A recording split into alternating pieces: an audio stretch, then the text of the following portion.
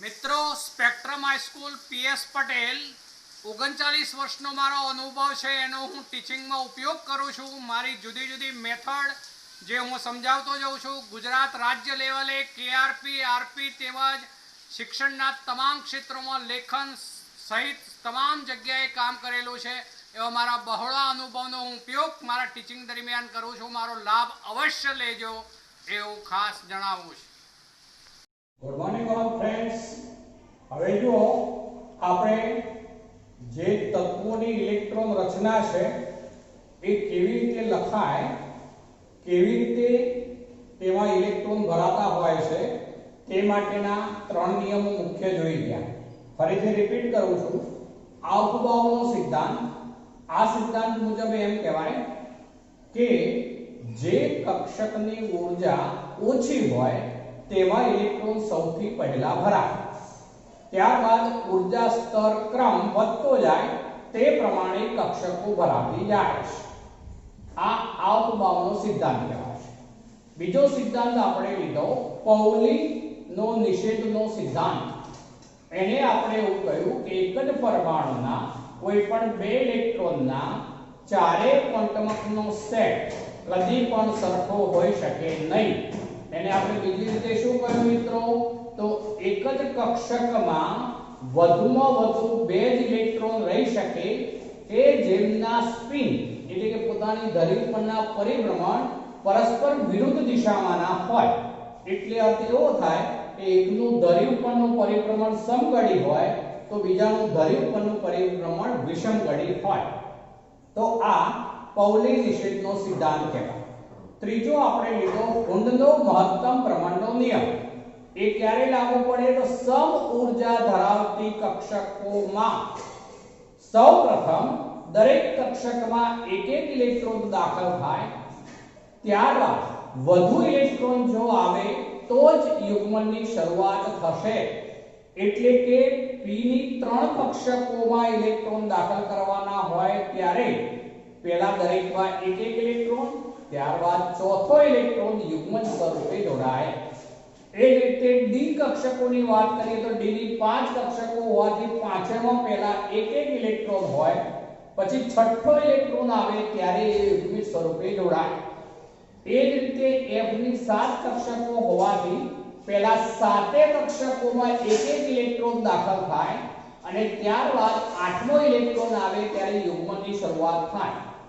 તો આમ સમ ઊર્જા ધરાવતી કક્ષકોમાં ઇલેક્ટ્રોન સૌપ્રથમ એક એક અયુગ્મિત એ પ્રમાણે ગોઠવાશે, વધુ ઇલેક્ટ્રોન આવતા જ યુગ્મન થશે। એટલે કે શક્ય હોય ત્યાં સુધી ઇલેક્ટ્રોન અયુગ્મિત સ્થિતિમાં ગોઠવાય છે એવું કહી શકાય। ચલો હવે આપણે કાલે જે જોઈ ગયા છે એ ઝડપથી રિપીટ કરું છું, ધ્યાન રાખજો। હાઇડ્રોજન 1 તો એની ઇલેક્ટ્રોન રચના 1s1। આ આગળ જે વન લખ્યો આપણે એક કક્ષાનો ક્રમ કહેવાય, મુખ્ય ક્વોન્ટમ નંબર કહેવાય। આ કક્ષકની સંજ્ઞા હતી, જ્યારે ઉપર લખ્યા આપણે એ જે તે કક્ષકમાં રહેલા ઇલેક્ટ્રોનની સંખ્યા દર્શાવે છે। આ પ્રથમ કક્ષાની s કક્ષકમાં એક ઇલેક્ટ્રોન રહેલો છે એવું કહેવાય। બીજું તત્વ લઉં છું હિલિયમ, પરમાણુ ક્રમાંક 2 હોય એનો, તો હવે 1s એમાં 2 ઇલેક્ટ્રોન। ચલો પછી લિથિયમ લઈએ છે તો એમાં 3। હવે લિથિયમ 3 હોવાથી તેને બે રીતે લખી શકાય 1s2। હજુ એક ઇલેક્ટ્રોન બાકી રહ્યો, તો હવે બીજા ક્રમની s કક્ષકમાં એક ઇલેક્ટ્રોન હોય। પ્રથમ કક્ષાની s કક્ષકમાં 2 ઇલેક્ટ્રોન, બીજી કક્ષાની s કક્ષકમાં 1 ઇલેક્ટ્રોન। ચલો આ લિથિયમ છે, પછી છે બેરિલિયમ B તો 4। ચલો એમાં 1s2 પછી અહીંયા લખાય 2s2। આપણે આને અંદરની કક્ષા એટલે એને કોર શબ્દ પણ વાપરી શકાય, માટે આને બીજી રીતે લખવું હોય તો આવી રીતે લખાય, અથવા કરીને કહું છું, ધ્યાન રાખજો, હિલિયમ અને પછી 2s1 એટલે હિલિયમની જેમ 2 ઇલેક્ટ્રોન અને પછી 2s1। આને પણ એ રીતે કહેવાય હિલિયમ પછી 2s2। ચલો એ જ રીતે બોરોન પરમાણુ ક્રમાંક 5 2s2 એટલે બેન બે 4 ઇલેક્ટ્રોન થયા. હવે પાંચમો ઇલેક્ટ્રોન જે છે 2p કક્ષકમાં દાખલ થાય મિત્રો. આ 2p કક્ષક એને હું જુદી પાડું વધુ સ્પષ્ટતા કરવા માટે. માનો કે 2px છે, તમે 2p લખી શકો. આ 2px છે તો એમાં એક ઇલેક્ટ્રોન અકેવો થશે મિત્રો. ચલો કાર્બન લઈએ છે તો એમાં 6 પરમાણુ ક્રમાંક એટલે 1s2 પછી 2s2 પછી 2px માં મિત્રો એક જ ઇલેક્ટ્રોન હોય. રુંડનો નિયમ લાગે તો એક. પછી 2py માં એક ઇલેક્ટ્રોન હોય. અહીંયા આમાં બે ઇલેક્ટ્રોન ન થાય ભેગા. 2px માં એક 2py માં એક. રુંડનો મહત્તમ પ્રમાણનો નિયમ. નાઇટ્રોજન 7 છે તો 1s2 પછી 2s2 2px 1 2py 1 અને 2pz 1. આપણે ઇલેક્ટ્રોન ગણવાના 2 2 4 5 6 અને 7 બરોબર. ચલો p ની ત્રણેય કક્ષકોમાં એક એક ઇલેક્ટ્રોન અયુગ્મિક સ્વરૂપે ભરાઈ ગયા. હવે ઓક્સિજન 8. તો હવે શું થશે મિત્રો? આઠમો ઇલેક્ટ્રોન યુગ્મન સ્વરૂપે જોડાય. બરોબર ને? આ 7 ઇલેક્ટ્રોન હવે આઠમો ઇલેક્ટ્રોન એટલે કે p ની વાત કરીએ તો p ના 3 ઇલેક્ટ્રોન. તો હવે ચોથો ઇલેક્ટ્રોન p પૂરતી વાત કરીએ તો અહીંયા યુગ્મન સ્વરૂપે જોડાય એટલે 2px માં હવે બે કહીશું મિત્રો. 2px 2 થાય 2py 1 2pz 1. ચલો ઓક્સિજન પછી ફ્લોરીન પરમાણુ ક્રમાંક 9 તો 1s2 પછી 2s2 પછી 2px માં આપણે યુગ્મિત થઈ ચૂક્યા. તો હવે 2py માં યુગ્મિત થશે એટલે 2py 2 અને પછી 2pz 1.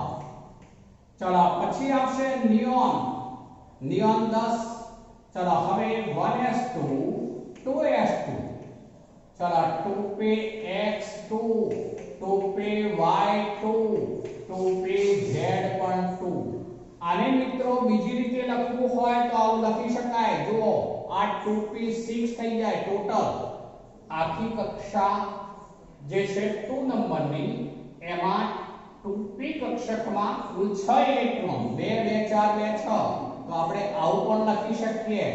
વધુ ઇલેક્ટ્રોન હોય ત્યારે આપણે એ રીતે લખતા જઈશું. જે આ બધા માટે આપણે હિલિયમ કોર લખી શકીએ. આ બધા માટે હિલિયમ કોર પેલાની જેમ લખી શકાય બધામાં. હવે હું આવું છું 11 પરમાણુ ક્રમાંક વાળું સોડિયમ. તો એમાં આવું લખીએ 1s2 2s2 પછી આવું અલગ લખવાની જરૂર નથી મિત્રો. હવે p કક્ષક સંપૂર્ણ ભરાઈ ગઈ 2 2 4 2 6. પણ હવે આવું લખાય 2p6 2p6 2 2 4 6 10. હવે 11મો ઇલેક્ટ્રોન આપણે પેલો શક્તિ સ્તર ક્રમ યાદ કરો. 2p પછી આવે 3s તો 3s માં એક ઇલેક્ટ્રોન 3s એમાં એક ઇલેક્ટ્રોન. ચલો આને બીજી રીતે લખવું હોય તો આવું લખાય મિત્રો. આ ભાગ જે છે નિયોનના જેવો થયો કહેવાય. જેમ કે આ 2p6 1s2 2s2 2p6 એટલે આટલો ભાગ એટલે નિયોન. નિયોનમાં એકલામાં લખવું હોય તો આવી રીતે પણ લખાય. તો આ નિયોન છે. અને પછી 3s1 તો બીજી રીતે લખાય નિયોન હજી 3s1. ચલો હવે મેગ્નેશિયમ Mg 12. चलो तो 1s2 2s2 2p6 2 2 4 6 10 હજુ રહ્યા 2 10 ને 2 12 3s માં બે ઇલેક્ટ્રોન હોય. ચલો ત્યારબાદ એલ્યુમિનિયમ 13. ચલો 1s2 2s2 2p6 3s પણ ભરાઈ ગઈ. હવે કોનો ક્રમ આવે મિત્રો યાદ કરો 3p. ચલો 3p 1 એવું તમે લખી શકો. સ્પષ્ટ બોલું છું 3p1 એવું લખી શકો. વધુ સ્પષ્ટતા કરું છું તો 3px1. જો મેં વધારે સ્પષ્ટતા કરવા x એવું લખ્યું. x જ હોય પેલા ભરાય એવું નથી જરૂરી મિત્રો. x y અને z ત્રણેયની ઊર્જા સરખી છે. ત્રણ પૈકી ગમે તે એક કક્ષકમાં 1 ઇલેક્ટ્રોન છે એવો અર્થ થાય. 2 2 4 2 4 6 10 2 12 1 13 બરાબર. શોર્ટ રીતે લખાય આમાં નિયોન. આમાં આવું લખાય નિયોન. પછી આટલે સુધીનું નિયોન થયું. આ બાકીનું ફરીથી લખવું પડે અહીંયા 3s2 3px1. ચલો એલ્યુમિનિયમ પછી આવે સિલિકોન 14. ચલો 1s2 2s2 2p6 3s2 3px. ફરીથી પાછો ઋણનો નિયમ લાગુ પડે મિત્રો, એટલે 3px માં 2 ના થાય, 3px1 3py1 3py1. ચલો હવે સિલિકોન પછી ફોસ્ફરસ 15 1s2 2s2 2p6 પછી 3s2 3px1 3py1 અને 3pz1. બરોબર, ત્રણેય p ની કક્ષકોમાં એક એક ઇલેક્ટ્રોન અયુગ્મિક સ્વરૂપે થયું. જો મિત્રો પછી આવે સલ્ફર 16 1s2 2s2 2p6 પછી 3s2 પછી શું થાય મિત્રો 3px માં ઇલેક્ટ્રોન નું યુગ્મન થાય, એટલે હવે 3px માં એક ને બદલે 2 થવાના 3py1 3pz1. ચલો પછી ક્લોરીન 17 1s2 2s2 2p6 પછી 3s2 પછી 3px2.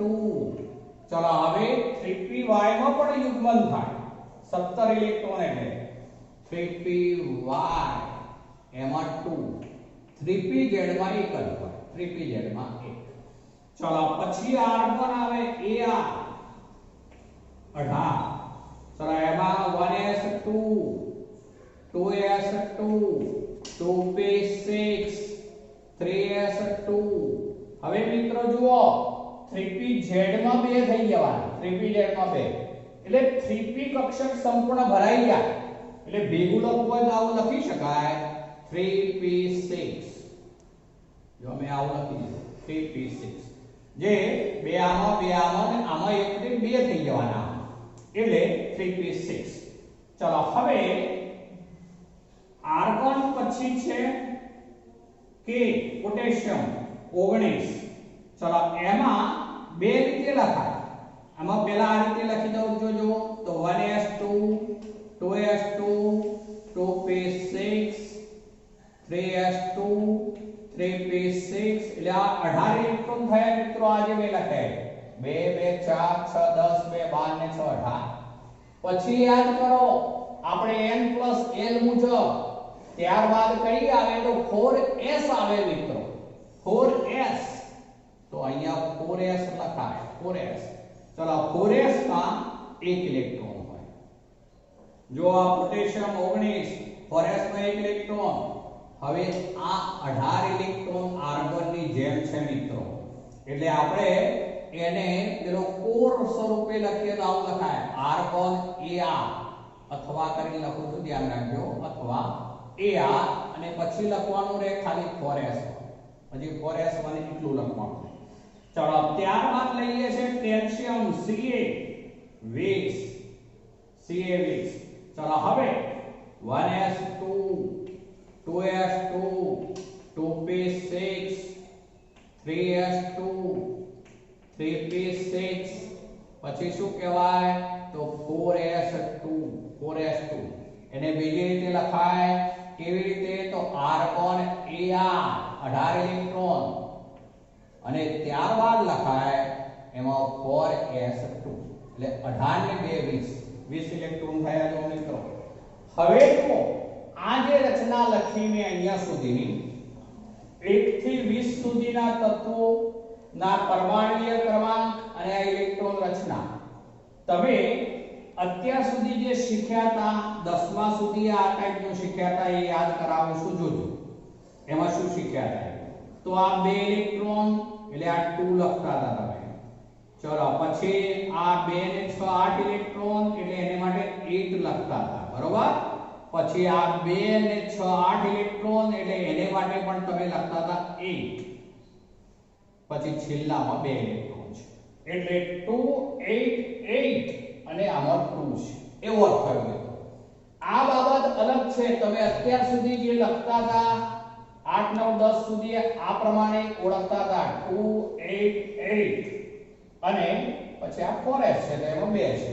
મિત્રો તમને એક પ્રશ્ન થશે કે n બરાબર 3 હોય ત્યારે ત્રીજા ક્રમની કક્ષામાં ઇલેક્ટ્રોનની સંખ્યા કેટલી થઈ ગયા છે 2n2 એટલે 3 નો વર્ગ 9 9 દુના 18 ઇલેક્ટ્રોન ત્રીજી કક્ષામાં રહી શકે. તો તમને એક પ્રશ્ન થાય કે અહીંયા 2 8 પછી 8 કેમ છે? તમને એક પ્રશ્ન થશે. પણ હવે હું એવી ઇલેક્ટ્રોન રચનાઓ ઉપર જાઉં છું કે એમાં તમને એનો જવાબ મળી જશે. હવે આપણે આવીએ છીએ એમાં સંક્રાંતિક તત્વો છે એના ઉપર આવું છું. સંક્રાંતિક તત્વો. ચલો સંક્રાંતિક તત્વોમાં 21 પરમાણુ ક્રમાંક વાળું છે એને કહેવાશે સ્કેન્ડિયમ Sc. 21 પરમાણુ ક્રમાંક સ્કેન્ડિયમ 21 પરમાણુ ક્રમાંક. ચલો એની ઇલેક્ટ્રોન રચના આ રીતે લખાય. હવે શોર્ટ મેથડ થી લખીશું. એનો કોર કહેવાશે આર્ગોન Ar. ચલો ત્યારબાદ 4s અને 3d બંને કક્ષકો હોય. 4s પહેલા ભરાય કારણ કે એની ઊર્જા ઓછી અને ત્યારબાદ 3d ભરાય. પણ હવે હું ક્રમની દ્રષ્ટિએ 3d પહેલા આવે ને હું પહેલા દોરું છું. ધ્યાન રાખજો. આ 3d ની મેં 5 કક્ષકો દોરી દીધી. 3d ની 5 કક્ષકો. આ 3d અને હવે લખું છું અહીંયા 4s. આ 4s. હવે મારી મેથડ જોજો પણ 18 ઇલેક્ટ્રોન આપણે આર્ગોન ની જેમ દાખલ કર્યા. 21 પૈકીના 18 બરોબર. 18 પછી આ 19મો ઇલેક્ટ્રોન આમાં દાખલ થાય. આમાં પહેલા નહીં આવે કારણ કે આની ઊર્જા ઓછી. કેવી રીતે ઓછી? તો n + l કરો. 4 + 0 એટલે 4. જ્યારે આમાં શું થાય 3 + 2 એટલે 5. જેમાં n + l નાનો હોય તેની ઊર્જા ઓછી. તો આમાં ઊર્જા ઓછી હોવાથી ઇલેક્ટ્રોન પહેલા દાખલ થાય. આ ઉપરના નિયમને અનુસરે છે એવું કહેવાય.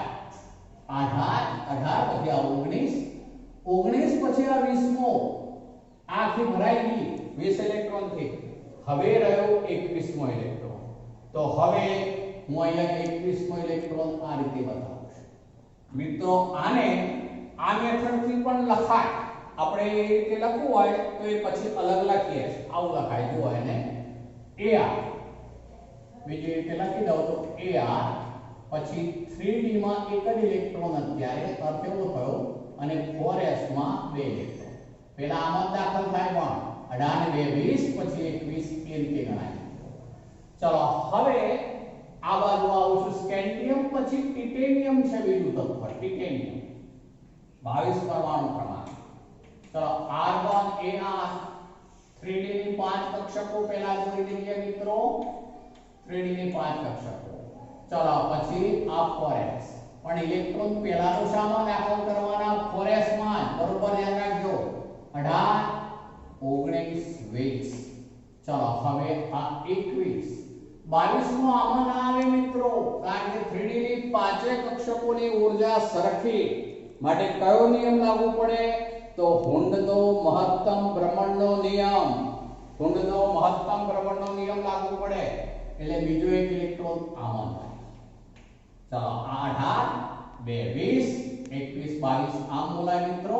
એને બીજી રીતે લખી દઉં છું અહીંયા હું હવે તો આર્ગોન Ar 3d એમને પહેલા લખું છું 4s 18 2 20 20 ને 2 22.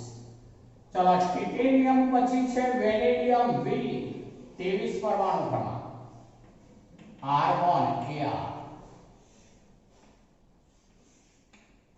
ચલો પછી 18 પછી 19 20 21.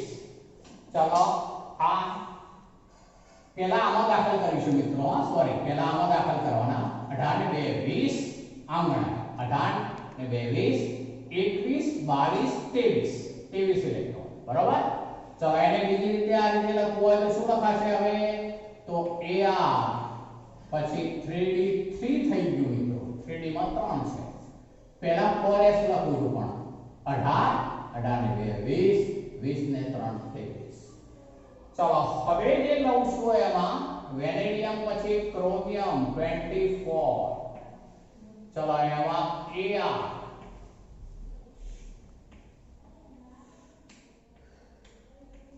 ચલો હવે 18 ને 2 આમાં પહેલા દાખલ કરવાના 18 ને 2 20 ચલો હવે શું થાય આમાં અનિયમિત રચના છે પણ હું પહેલા પેલાની જેમ દાખલ કરું છું વાસ્તવમાં આમાં એક જ ઇલેક્ટ્રોન હોય બે ના હોય પણ હું પછી ચેન્જ કરું છું આ ધ્યાન રાખજો અત્યારે એવું કરું છું 18 ને 2 20 પછી આ 21 22 23 અને 24 આવું થવું જોઈએ થાય છે એવું નથી કહેતો એવું થવું જોઈએ આ જે ઇલેક્ટ્રોન રચના છે આવી ગણી આને હું આ બાજુ લખી દઉં છું જો AR પછી લખાય 3D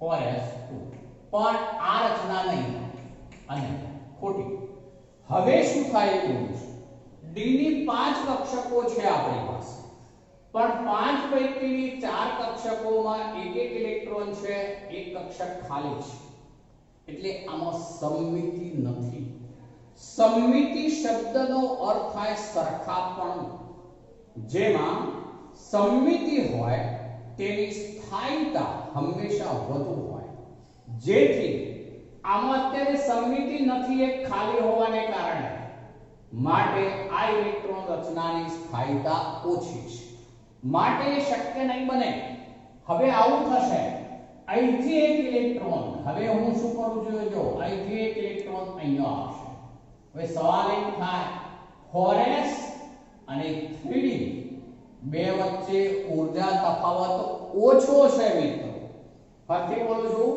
4s અને 3d વચ્ચે ઊર્જા તફાવત ઓછો છે માટે અહીંથી આ એક ઇલેક્ટ્રોન અહીંયા આવી શકશે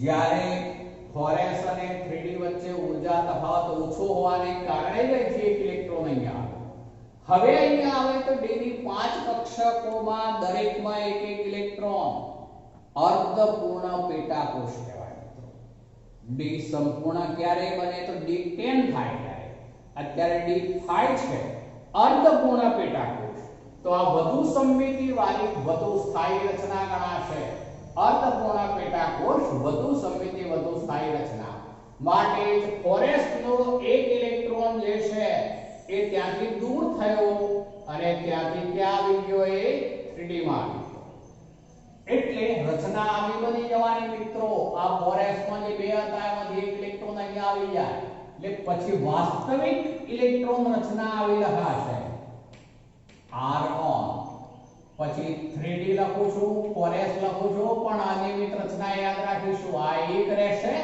અને અહીંયા 5 થઈ જશે આ 1 અને આ 5 તો એ ક્રોમિયમની ઇલેક્ટ્રોન રચના થઈ મિત્રો એવું થવાનું કારણ મેં સમજાવવા માટે જ આ મેથડ લીધી તો 4s નો એક ઇલેક્ટ્રોન 3d માં આવશે ચલો પછી લઈએ છે Mn મેંગેનીઝ 25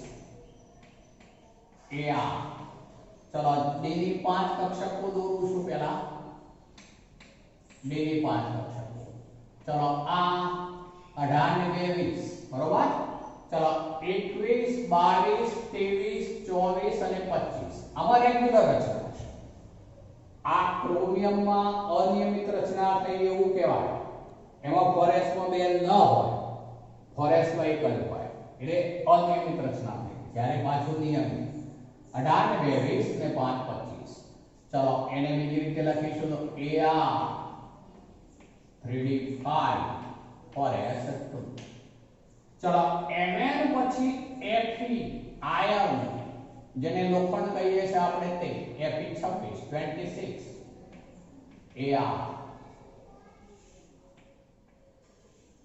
ચલો D ની 5 કક્ષકો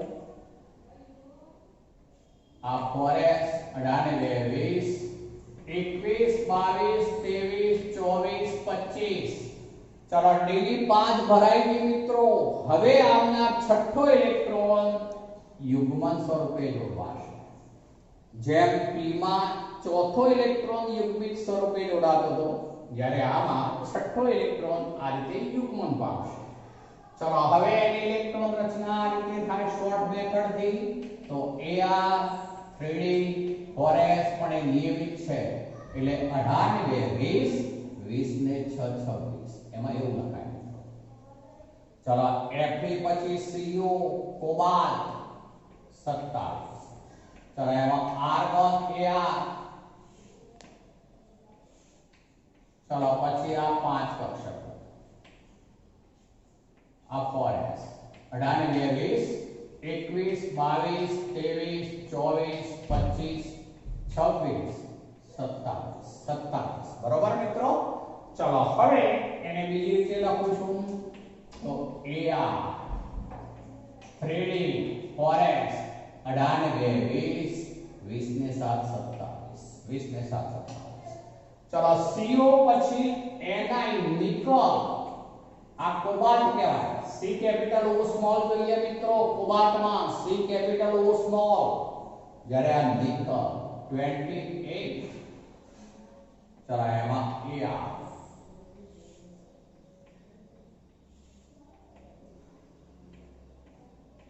ચલો હવે 18 ને આ 2 20 20 પછી આ 21 22 23 24 25 26 27 28. ચલો તો મિત્રો હવે આવું થાય ar આર્ગોન 3d 4s 18 ને 20 20 ને 8 28 20 ને 8 28. ચલો નિકલ પછી આવે કોપર Cu. મિત્રો આમાં અનિયમિત રચના પહેલેથી કહી દઉં છું એટલે એમાં 4s માં 2 ન હોય 4s માં 1 હોય. પણ હવે આપણે આ રીતે જો આગળ વધીએ તો શું થાય મારે સમજાવવું છે એટલે હું પહેલા આવું કરું છું.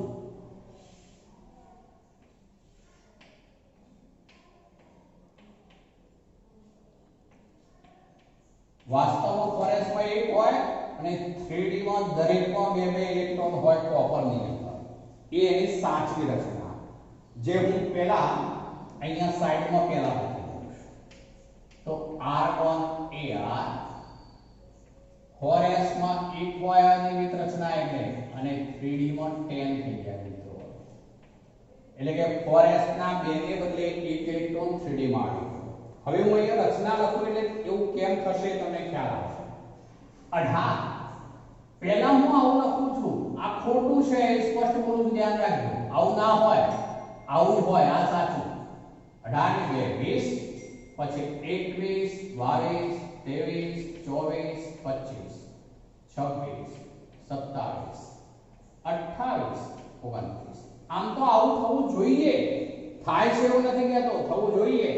પણ હવે ડી ની 5 કક્ષકો જે છે 5 પૈકીની 4 કક્ષકોમાં 2 ઇલેક્ટ્રોન છે. એક કક્ષકમાં એક જ ઇલેક્ટ્રોન છે. માટે આ સમમિતિવાળી રચના નથી. સમમિતિવાળી રચના નથી. જેથી હવે 4s અને 3d વચ્ચે ઊર્જા તફાવત ઓછો હોવાથી 4s નો એક ઇલેક્ટ્રોન હવે અહીંથી છોડીને એ અહીંયા આવશે. અહીંયા આવશે. જેને કારણે અનિયમિત રચના થઈ ગઈ.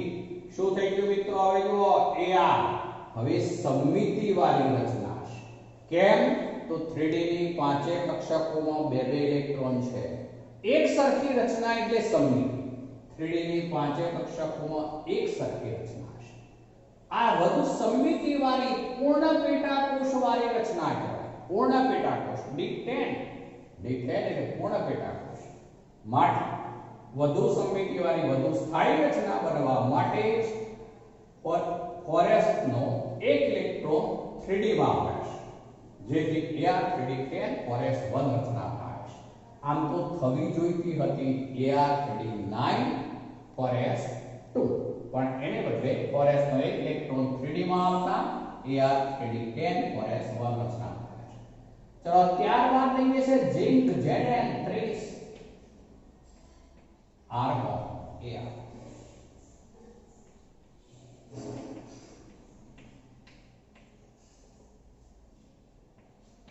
ચલો આ 18 18 ના 22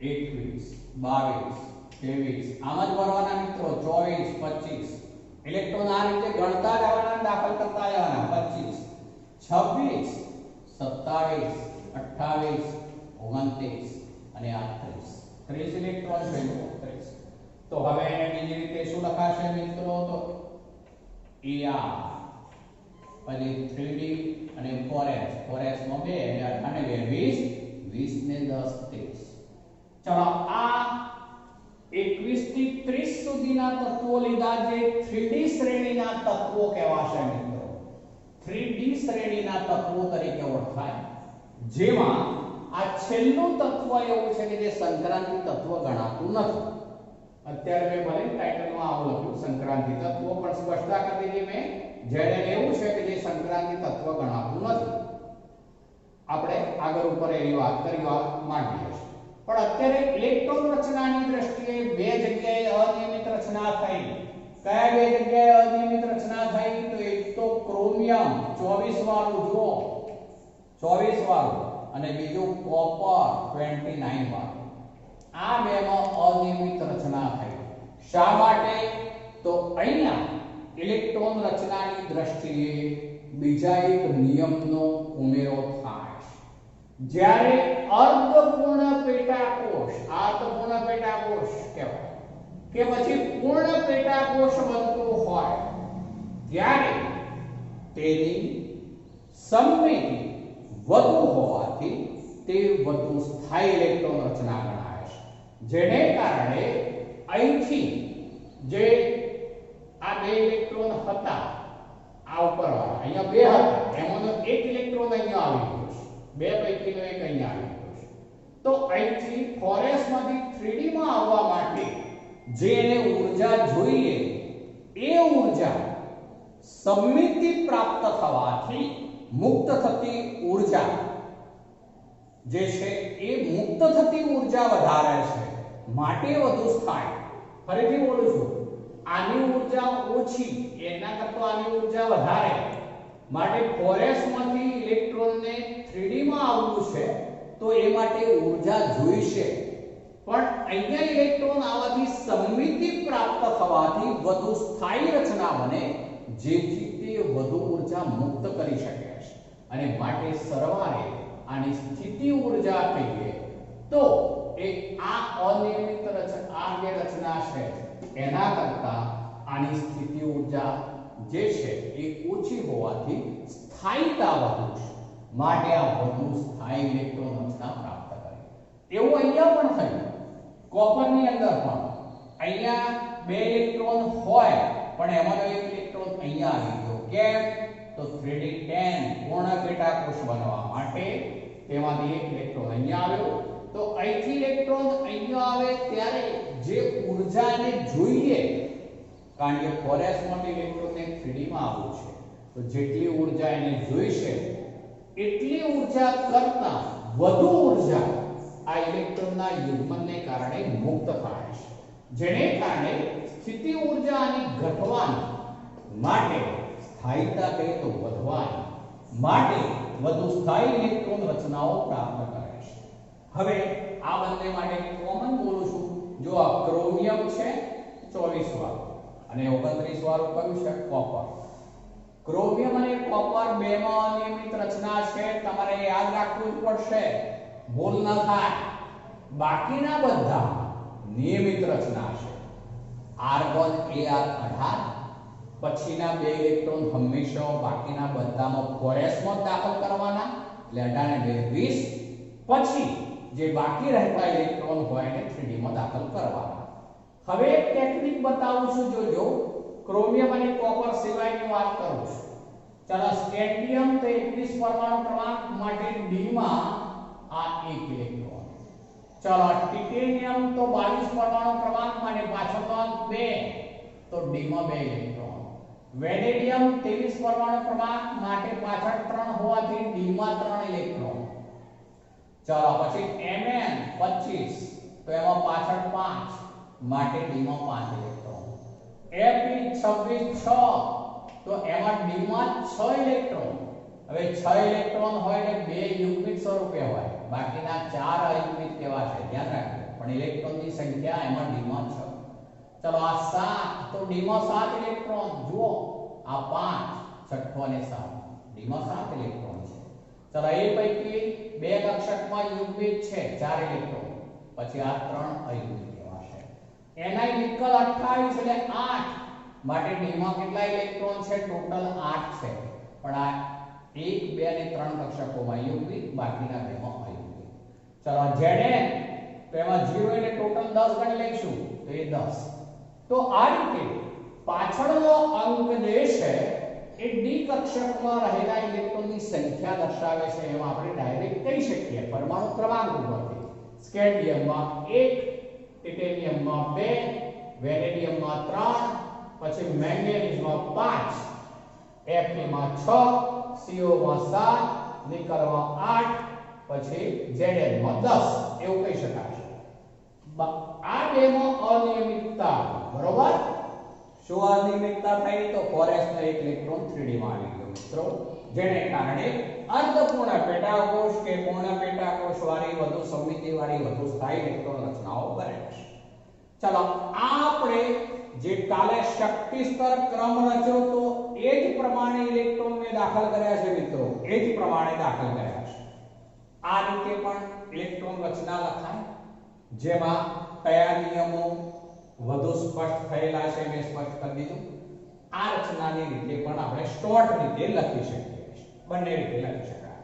ચલો ત્યારબાદ આપણે આ 30 પરમાણુ ક્રમાંક વાળા તત્વોની વાત કરી.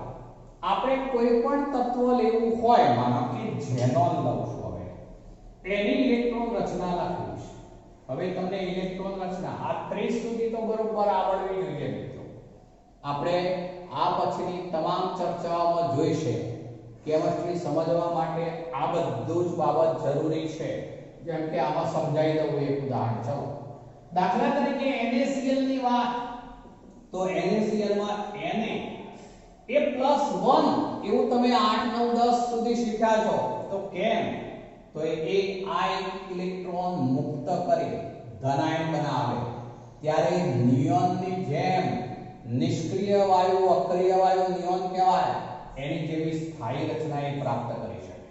એટલે સોડિયમમાંથી આયન ઇલેક્ટ્રોન ગુમાવવાથી તે સ્થાયી બને. જ્યારે NaCl તો Cl ની વાત ઉપર લઈ છે, તો અહીંયા જુઓ હવે Cl માં કેટલા ઇલેક્ટ્રોન છે અત્યારે? તો 17. જો હું એક ઇલેક્ટ્રોન દાખલ કરું 18, એ મેળવે એક ઇલેક્ટ્રોન મેળવે તો 18 ઇલેક્ટ્રોન થઈ જાય. 18 ઇલેક્ટ્રોન એટલે કોના જેવી રચના થઈ જાય? R1 જેવી. એટલે Cl માઈનસ ની વાત કરીએ તો 18 ઇલેક્ટ્રોન કહેવાશે મિત્રો. પરમાણુ ક્રમાંક એનો 17 જ, પણ એક ઇલેક્ટ્રોન એને મેળવ્યો 18 ઇલેક્ટ્રોન એટલે એની રચના R1 ના જેવી થઈ. માટે એ પણ અક્રિય વાયુ નિષ્ક્રિય વાયુના જેવી રચના થઈ. માટે NaCl સૂત્ર બને. ચલો Mg લેવું હોય તો Mg માં શું છે જુઓ. Mg માં આ 2 ઇલેક્ટ્રોન દૂર થાય, આ 2 ઇલેક્ટ્રોન આમાંથી દૂર થાય ત્યારે 10 થાય. જુઓ મિત્રો, એટલે નિયોનના જેમ સ્થાયી બનવું હોય નિયોનની જેમ તો 2 ઇલેક્ટ્રોન ગુમાવવા પડે. એટલે એ વખતે Mg2+ હોય તો એની સાથે હવે હું માનો કે આ સલ્ફર જોઉં, તો સલ્ફર જે છે આને જે 2 ઇલેક્ટ્રોન ગુમાવ્યા હોય આ મેળવી લે. માનો કે હું એવું કહું છું, એક આમાં દાખલ થઈ જાય, એક આમાં દાખલ થઈ જાય, એ P6 થઈ જાય. એટલે R1 ના જેવું જ એ પણ સ્થાયી બની જાય.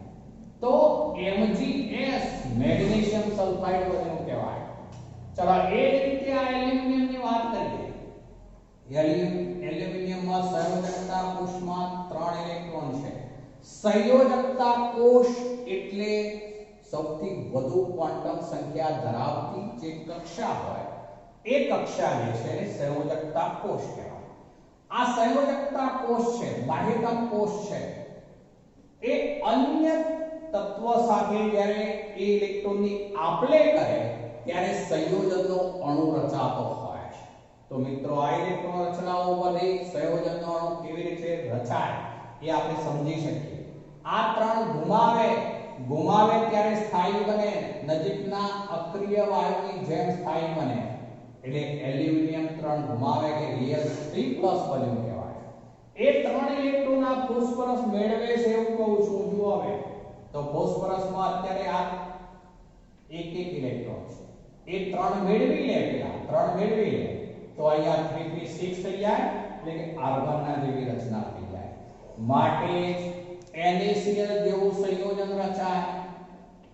MgS મેગ્નેશિયમ સલ્ફાઇડ જેવું બને. Al3 એલ્યુમિનિયમ ફોસ્ફાઇડ બને. ચલો હવે તમે 8 9 10 માં કદાચ MgCl2 એવું સૂત્ર લખ્યું હશે તો એનું કારણ એ કે Mg2+ બે ઇલેક્ટ્રોન મુક્ત કરે. Cl ને તો એક જ જોઈએ છે પણ એમાં બે Cl માઈનસ થઈ ગયા.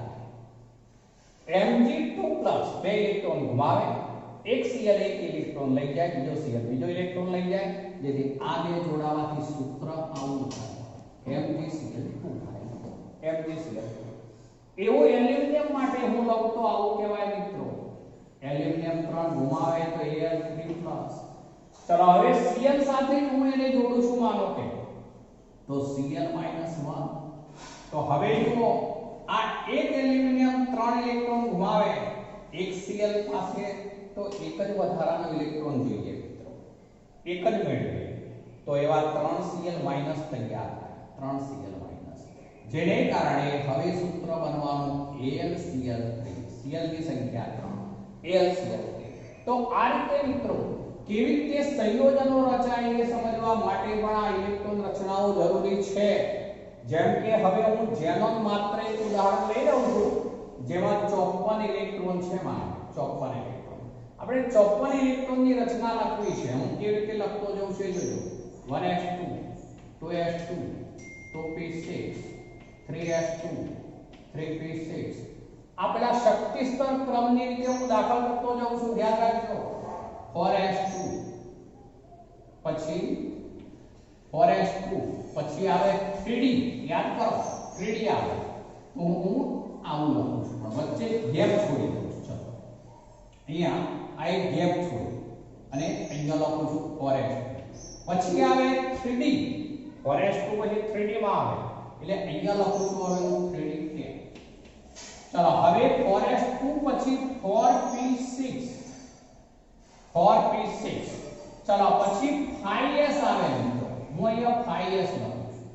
ચલો 5s માં 5s માં અત્યારે કેટલા ઇલેક્ટ્રોન થયા આપણે ગણી લઈએ. 2 2 4 6 10 2 12 6 18 18 ને 2 30 28 ને 2 30 30 ને 6 36 36 ને 2 38. આપણે 54 સુધી જવાનું છે. ચલો 5s ભરાયા પછીની વાત કરું છું. 5s ભરાયા પછી 4d આવે.